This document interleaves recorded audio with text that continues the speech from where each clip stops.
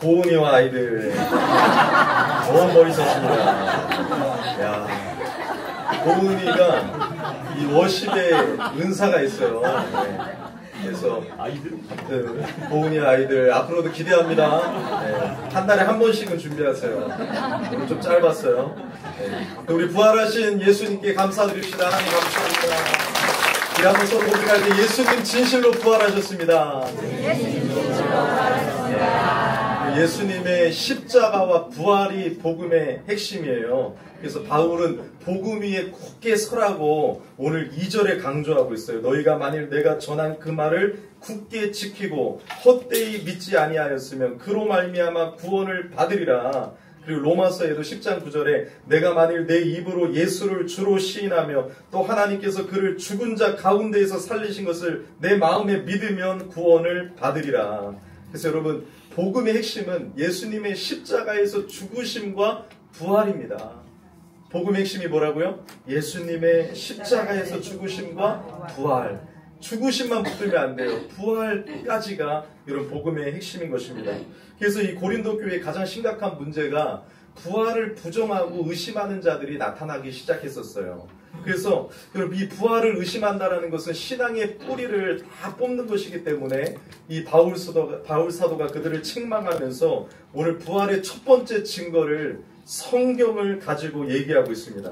오늘 3절과 4절을 보니까 부활의 증거 바로 하나님의 말씀임을 말씀하고 있어요. 내가 받은 것을 먼저 너희에게 전하였노니, 바울이 새로 만들어낸 것이 아니에요. 하나님께 받은 것을, 복음을 받았지 않습니까? 내가 받은 것을 먼저 너희에게 전하였노니 이는 성경대로 그리스도께서 우리 죄를 위하여 죽으시고 장사 지낸 바 되셨다가 성경대로 사흘 만에 다시 살아나사. 그래서 복음의 핵심적인 내용이 여기에 잘 요약이 되어 있죠. 예수께서 우리 죄를 위하여 죽으시고 다시 사셨다라는 것이 복음의 핵심인 것입니다. 여러분, 예수님께서 왜 죽으셨습니까? 그냥 죽으신 것이 아니에요. 가룟 유다가 팔아서 죽으신 것이 아니에요. 예수님은 왜 죽으셨어요? 성경대로 죽으셨습니다. 성경에, 구약 성경에 뭐라고 기록되어 있기에, 구약 성경을 통해서 보면 예수님이 우리를 위하여 대속, 속죄의 죽음을 예언하고 있어요. 우리의 죄값을 대신 치르실 하나님의 구원자 메시아로서 우리 죄를 대신하여, 우리가 받아야 될 형벌을 대신하여 십자가에서 받으시고 죽으신 것입니다. 예수님이 왜 죽으셨다고요? 우리 죄를 대신하여 죽으셨습니다. 여러분, 이것을 믿으십니까? 네, 성경대로 구약 성경 전체를 성취하신 사건이 예수님의 십자가예요. 예수님은 그냥 죽으신 것이 아니에요. 뭔가 우리에게 감동을 주기 위하여 죽으신 것이 아니라 우리 죄를 대신하여 십자가에서 죽으셨습니다. 여러분들이 받아야 될 하나님의 진노와 저주와 심판을 대신 받고 십자가에서 죽으셨습니다. 그리고 그것뿐만 아니라 성경대로 예수님은 다시 살아나셨습니다. 여기서 장사 지낸 바 되었다가 이 말씀이 추가되어 있죠. 예수님은 확실히 죽으셨어요. 기절하신 것이 아니에요. 장사 지낸 바 되셨다가. 그래서 죽은 지 3일이 되면 시체가 썩고 냄새가 납니다. 그래서 그 당시 사람들은 이 죽은 지 3일이 되면 몸이 부패하기 때문에 절대로 다시 살아날 수 없다라고 생각했어요. 당연한 것이죠. 하지만 예수님은 장사한 지 3일 만에 성경대로 다시 살아나셨어요. 예수님이 늘 이 땅에 계실 때 말씀하셨죠. 내가 십자가에서 죽고 다시 살아날 것이다. 내가 다시 살아날 것이다. 구약 성경에도 예수님의 죽으심과 부활이 예언되어 있습니다. 성경대로 우리 죄를 위하여 죽으시고 성경대로 우리의 구원을 완성하기 위하여 여러분 예수님은 다시 살아나셨어요.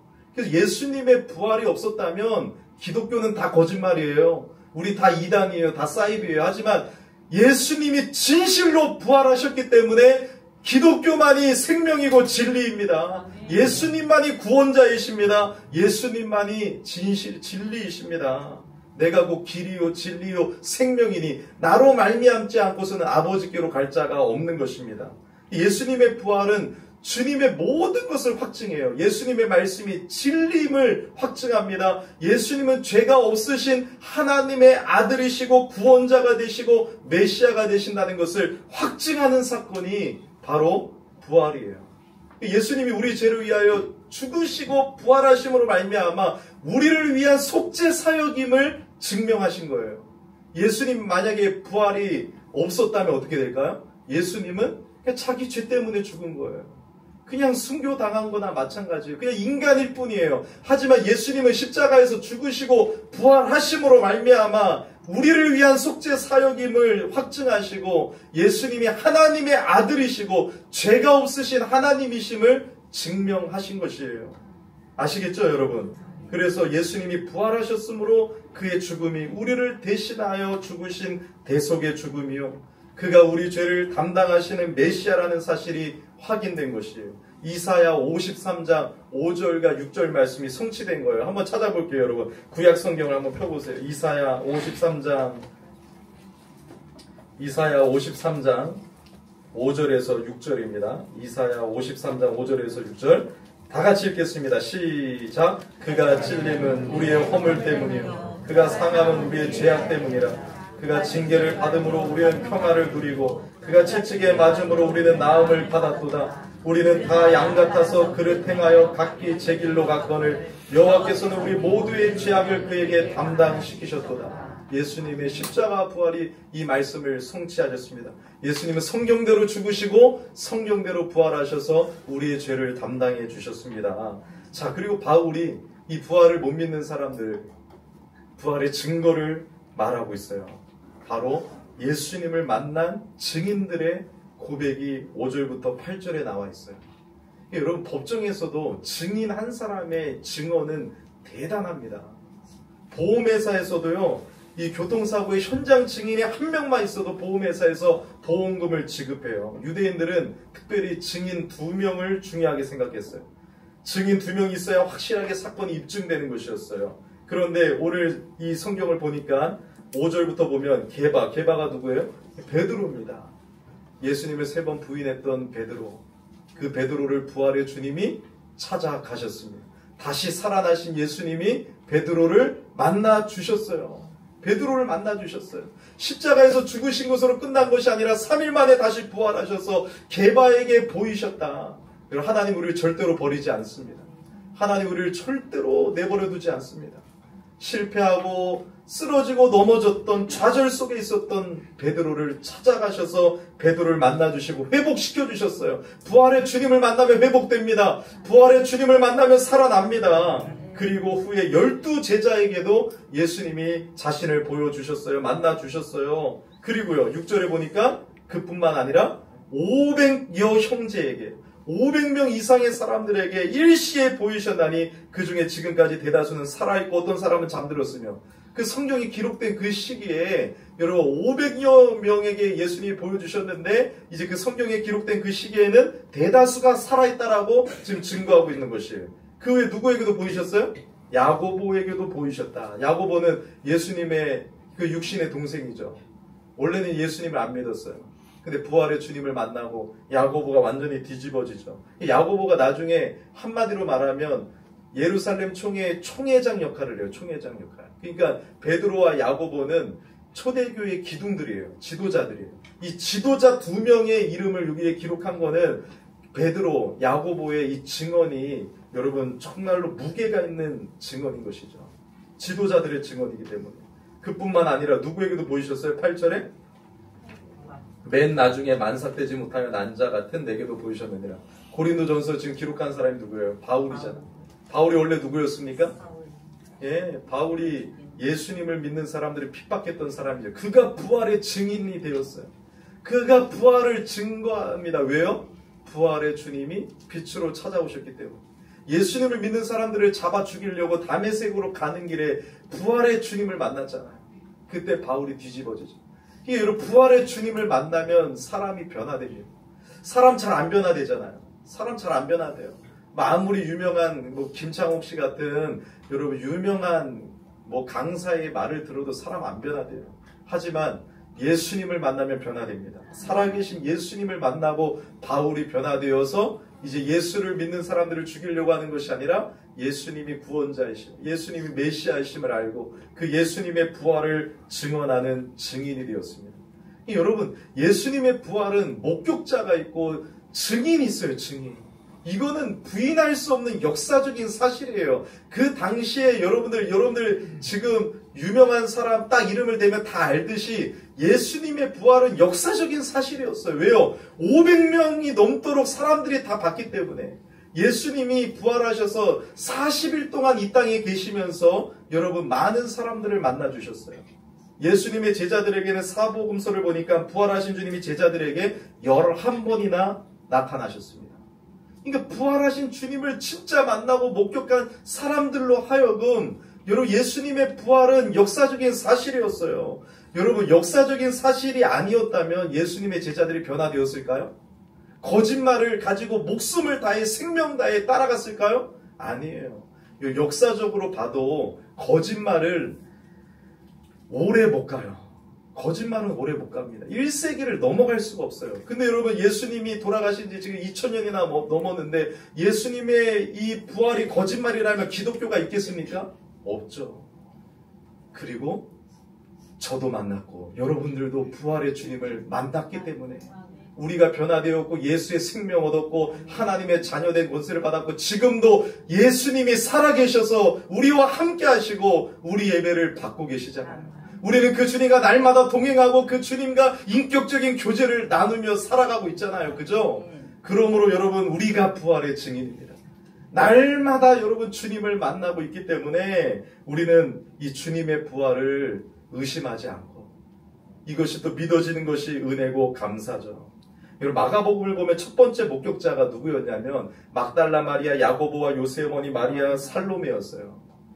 여러분 그 당시에 이거 놀라운 사건이에요. 만약 성경이 거짓말이었다면 여자들을 증인자로 세웠을까요? 안 세워요. 왜요? 그 당시에는 여자들이 천대받는 사회였기 때문에 여자들의 증언의 효력이 없었어요. 법정의 효력이 없었어요. 그렇기 때문에 이게 진짜 여러분 거짓말이었다면 바꿔치기 하겠죠. 첫 번째 목격자는 남자였다. 그렇지만 성경은 있는 그대로 여러분 기록했습니다. 왜요? 진짜기 때문에.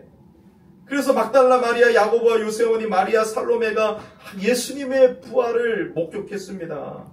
또한 요한복음에 보니까 예수님의 제자 중에 그때 없었어요. 그래서 예수님의 부활을 난 안 믿겠다고 난 봐야지 믿겠다라고 했어요. 누구예요 그 사람이? 도마잖아요. 의심 많은 도마. 도마가 안 믿겠다고 하는데 나중에 도마가 있을 때 예수님이 부활의 주님이 찾아오셨습니다. 그때 예수님이 뭐라고 말씀하십니까? 네 손가락을 이리 내밀어 내 손을 보고 네 손을 내밀어 내 옆구리에 넣어보라. 그리하여 믿음 없는 자가 되지 말고 믿는 자가 되라고 말씀할 때 도마는 그때서야 무릎을 꿇고 예수님께 신앙을 고백합니다. 나의 주님, 나의 하나님이십니다. 그때 29절에 예수님께서 말씀하신 것이 중요해요. 너는 나를 본고로 믿느냐? 보지 않고 믿는 자는 복되도다. 여러분들은 저와 여러분들은 진짜 복된 자들이에요. 보지 않고 믿는 자들은 복되도다. 닉슨 대통령의 법을 보좌관이었던 찰스 콜슨이 워터게이트 사건 때문에 예수 그리스도의 부활을 확신하게 되었다라고 고백했어요. 이렇게 고백했습니다. 나는 부활이 사실이라는 것을 압니다. 워터게이트가 그것을 나에게 증명해 주었습니다. 워터게이트는 세계에서 권력이 가장 강력한 12명이 휘말려든 사건입니다. 그런데도 그들은 자신들의 거짓말을 3주간 연속으로 유지할 수 없었습니다. 하지만 부활 사건은 어떻습니까? 갈릴리의 촌사람 12명이 예수님이 죽은 자들 가운데에서 부활하신 것을 보았다고 증언했습니다. 그들은 그것을 40년 동안 한 번도 부인하지 않고 선포했습니다. 12명 각자는 두드려 맞고 고문당하고 돌팔매질 당하고 투옥되고 순교를 당했습니다. 부활이 사실이 아니었다면 그들은 절대 그런 일들을 견뎌내지 못했을 것입니다. 맞습니다, 여러분. 거짓을 위해서 자기 목숨을 내놓을 사람이 어디 있겠습니까?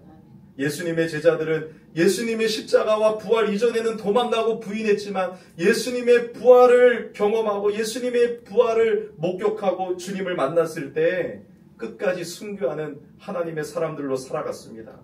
그래서 여러분 기독교는요, 증명의 종교가 아니라 증인의 종교예요. 증인의 종교.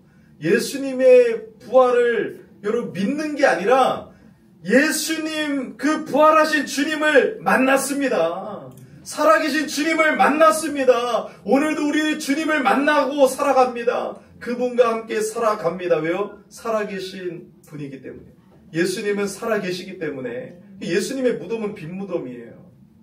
여러분, 이 빈무덤이 가볍게 생각하면 안 돼요. 그 당시 로마의 최고 경비대들을 붙여놨다니까요. 이 무덤에 누구도 얼씬거릴 수가 없었어요. 그래서 여인들이 향품을 바르러 갈 때 슬퍼했잖아요. 이 무덤 돌을 누가 굴려줄까? 이 무거운 돌을 사람이 못 굴려요. 그리고 그 경비병들이 있었기 때문에 예수님의 장례를 내가 어떻게 치러줄까? 막 슬퍼했단 말이에요. 이 로마 군인들이 지키고 있었단 말이에요. 어떻게 시체를 훔쳐가요? 예수님이 늘 나는 살아날 거라고 말했기 때문에 아주 강력하게 지켰어요. 그런데 어떻게 되었습니까? 예수님이 부활하실 때 천사가 돌을 굴렸고 지진이 일어나고 기적이 일어나고 하나님의 놀라운 역사가 일어났죠. 그래서 그때 경비병들이 다 기절했어요. 예수님의 부활을 목격했거든요. 그래서 대제사장들에게 찾아가가지고 예수님이 부활했습니다라고 하니까 뭐라고 합니까? 돈을 주면서 입 다물라고 했죠. 그거 말하면 너 죽는다. 도둑설 이런 것들은 다 여러분 가짜인 것이고, 도둑설이 아무리 일어날지라도 여러분 왜 잠잠게 돼요? 예수님의 부활을 목격하고 예수님 부활하신 주님을 만난 사람들이 500명이 넘고 수도 없이 예수님을 만나게 되니까 그런 소문들이 자연스럽게 잠잠게 되었습니다. 예수님의 무덤은 빈무덤이에요. 그리고 여러분, 기독교 초기에 이 교회의 기적 같은 성장의 역사, 로마가 그렇게 예수님을 믿는 사람들 잡아 죽이고 화형시켰는데 지금도 교회가 부흥하고 있는 이유가 뭐예요? 예수님 진짜 살아계시기 때문에 그렇습니다. 교회의 머리는 주님이십니다. 살아계신 하나님이 교회의 주인이십니다. 그래서 여러분, 이 유대교에서 준수해온 안식일을 그들은 여러분 구약 성경을 생명처럼 여기기 때문에 안식일이 안식 후 첫날 주일로 바뀌게 됐다? 이거 있을 수가 없는 일이에요. 그들이 예수님의 부활을 통해서 예수님을 나의 구주로 나의 주인으로 믿고 안식 후 첫날 예수님이 부활하신 주의 날을 지키며 예배드렸다라는 것은 놀라운 일입니다. 왜요? 예수님이 진짜로 부활하셨기 때문입니다. 여러분, 예수님 진실로 부활하셨습니다. 그 부활의 주님을 우리도 만났습니다. 저도 중3 때 확실히 예수님을 만나고 변화되었습니다. 그리고 예수님을 위해서 살고 있습니다. 사랑하는 여러분, 그렇다면 우리 안에 살아계신 그 주님이 우리 삶 속에 나타나야 돼요. 여러분, 예수님이 십자가에서 죽으신 걸로 끝난 것처럼 살아가지 마세요. 내 안에 주님이 살아계시고 우리 주님 온 땅에 충만히 살아계십니다. 그 주님을, 살아계신 하나님을 믿는 믿음으로 여러분 날마다 부활의 주님과 동행하며 살아가시기를 바랍니다. 어떤 걱정과 근심이 있을지라도 전능하신 하나님, 살아계신 하나님이 나와 함께 하신다면 그 부활의 주님을 믿는 믿음으로 우리는 넉넉히 이겨낼 수가 있는 것이에요. 마틴 루터가 슬퍼하니까 그 아내 여사가 뭘 입었어요? 상복을 입고 와서 팍 슬퍼했잖아요. 왜 상복을 입고 있어요? 당신이 하나님이 없는 것처럼 살고 있잖아요. 당신이 하나님이 죽은 것처럼 행동하고 있잖아요. 그래서 제가 상복을 입었습니다. 사랑하는 여러분, 하나님 살아계십니다. 그 살아계신 하나님을 여러분들을 통해서 나타나고 여러분들이 오늘날의 부활의 증인이 되어 예수 그리스도의 부활하심을 증거하며 십자가와 부활의 복음을 증거하며 예수 그리스도의 복음을 증거하며 정말 예수님을 따르는 예수님의 증인으로 살아가시기를 예수 이름으로 축복합니다. 우리 부활절 칸타타로 우리 찬양하기를 원하는데요. 십자가부터 부활까지, 그리고 그 은혜에 대한 감사의 감격을 우리 찬양으로 담아서 우리 이렇게 여러분 묵상하며 찬양하겠습니다.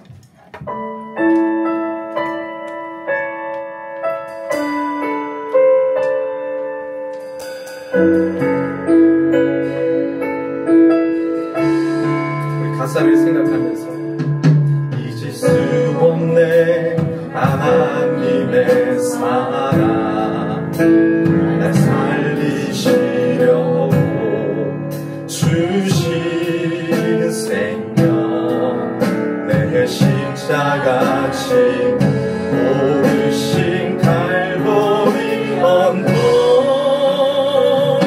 날 향한 사랑 때문에, 우리 때문에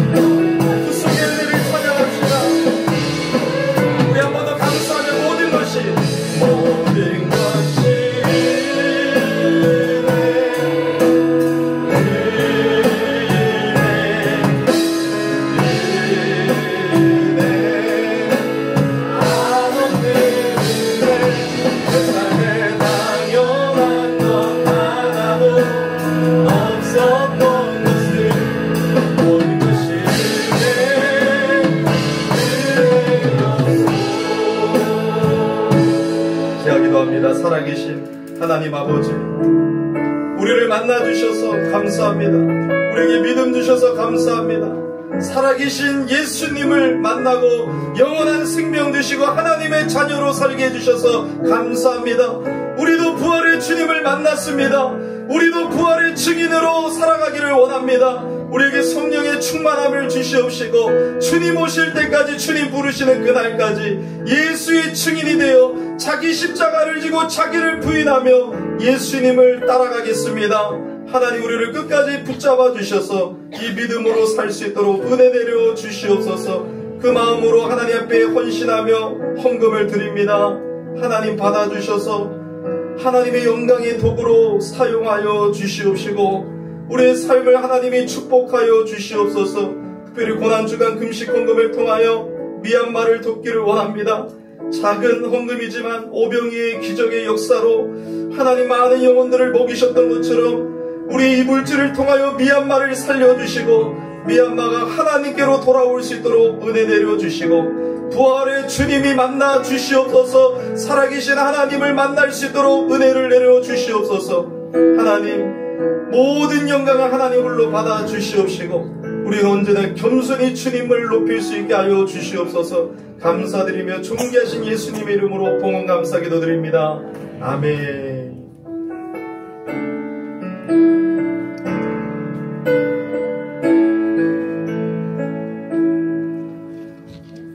우리 이제 성찬식을 거행하도록 하겠습니다. 우리 찬송 229장 1절부터 3절입니다.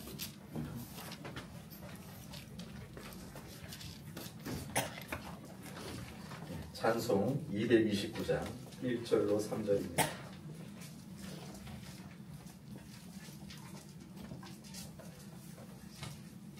찬양드립니다.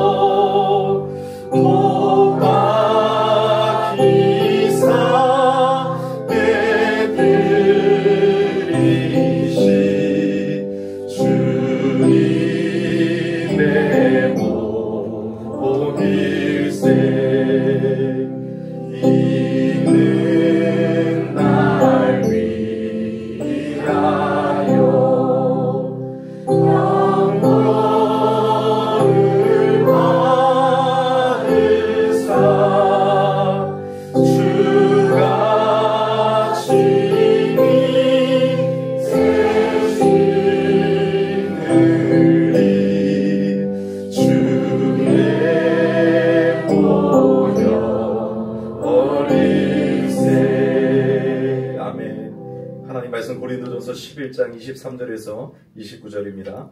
내가 너희에게 전한 것은 주께 받은 것이니 곧 주 예수께서 잡히시던 밤에 떡을 가지사 축사하시고 떼어 이르시되 이것은 너희를 위하는 내 몸이니 이것을 행하여 나를 기념하라 하시고 식후에 또한 그와 같이 잔을 가지시고 이르시되 이 잔은 내 피로 세운 새 언약이니 이것을 행하여 마실 때마다 나를 기념하라 하셨으니 너희가 이 떡을 먹으며 이 잔을 마실 때마다 주의 죽으심을 그가 오실 때까지 전하는 것이니라. 그러므로 누구든지 주의 떡이나 잔을 합당하지 않게 먹고 마시는 자는 주의 몸과 피에 대하여 죄를 짓는 것이니라. 사람이 자기를 살피고 그 후에야 이 떡을 먹고 이 잔을 마실지니 주의 몸을 분별하지 못하고 먹고 마시는 자는 자기의 죄를 먹고 마시는 것이니라. 아멘. 제가 기도하겠습니다. 거룩하신 하나님 아버지, 주께서 친히 세우신 성찬의 식탁으로 우리를 부르시니 감사합니다. 이 시간 먼저 우리의 죄를 돌이켜 회개합니다. 주님의 긍휼로 용서하시고 예수의 보혈로 덮어주시고 이 시간 오직 그리스도의 은혜만을 의지하여 믿음으로 이 떡과 잔에 참여하게 하여 주시옵소서. 성령께서 우리 가운데 역사하셔서 이 떡과 잔이 그리스도의 몸과 피를 믿음으로 받는 은혜의 방편이 되게 하시고 주님과의 연합 안에서 새 힘을 얻게 하여 주시고 믿음이 더욱 강해지게 하여 주시옵소서. 예수 그리스도의 이름으로 기도하옵나이다. 아멘.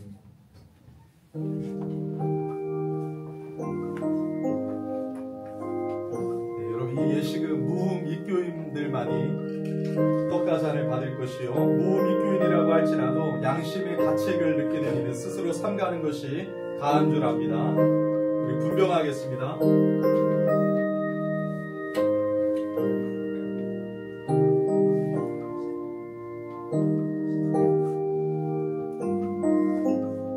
주 예수께서 잡히시던 밤에 떡을 가지사 축사하시고 떼어 이르시되 이것은 너희를 위하는 내 몸이니 이것을 행하여 나를 기념하라 하셨습니다.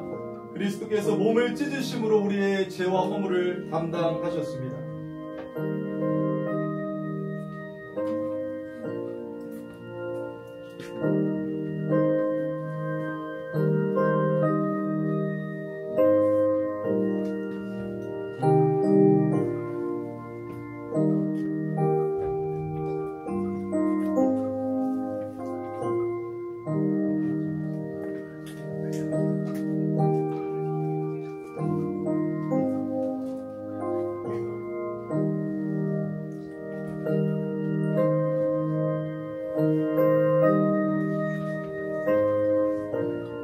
예수께서 이르시되 나는 생명의 떡이니 내게 오는 자는 결코 줄이지 아니할 터이요 나를 믿는 자는 영원히 목마르지 아니하리라.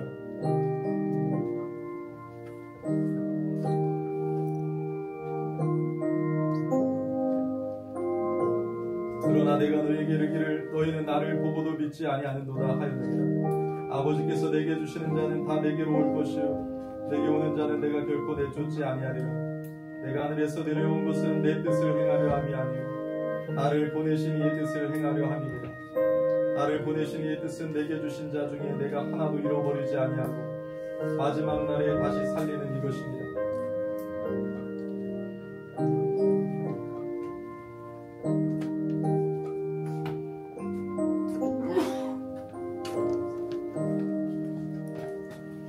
이 표현 중에 혹시 떡을 받지 못한 분은 손을 들어 표시해 주시기 바랍니다.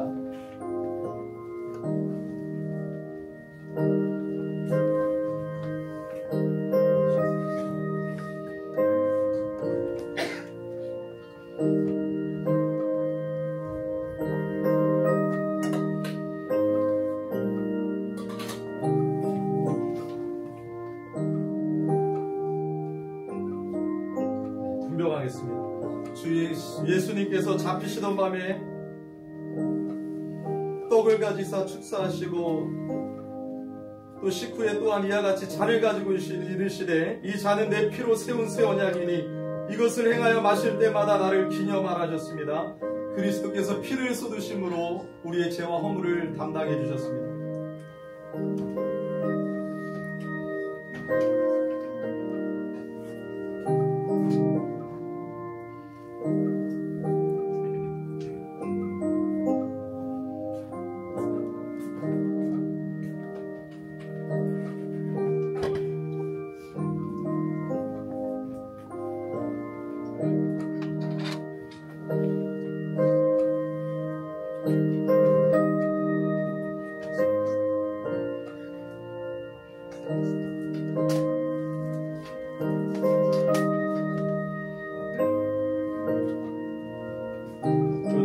무슨 말을 하려 은혜를 더하게 하려고 죄에 거하겠느냐.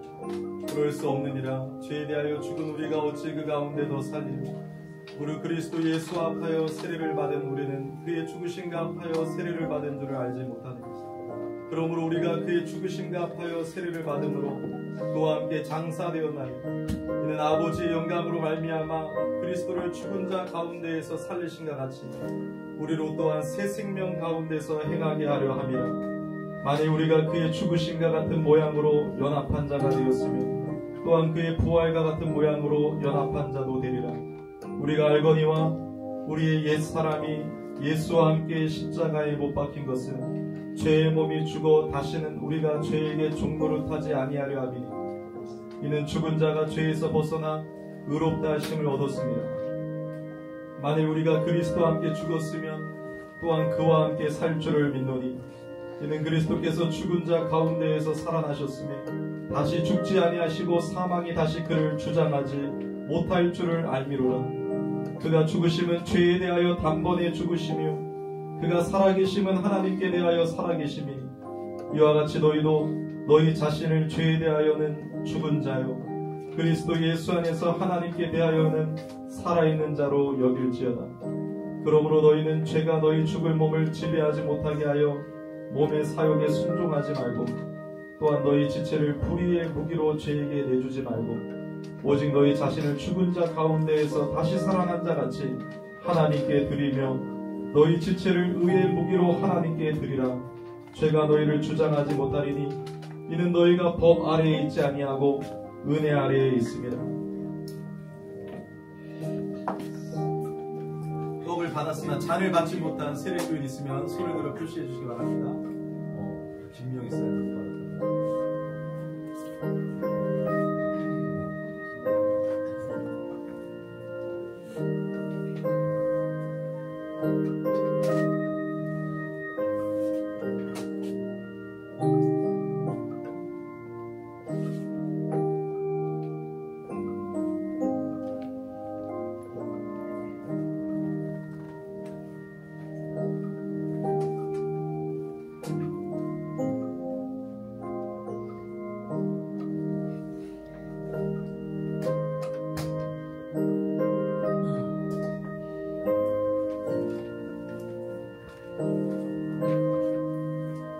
이어서 우리 찬송 229장 5절과 6절 드립니다. 5절 6절입니다.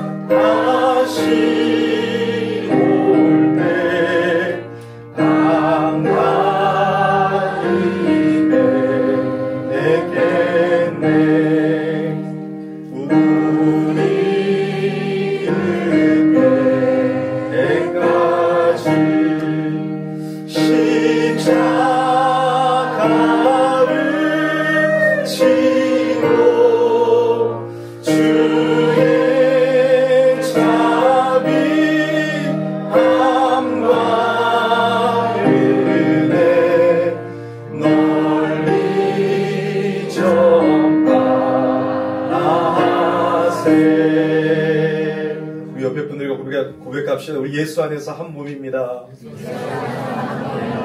주님이 주신 은혜로 삽시다. 아멘. 네, 이제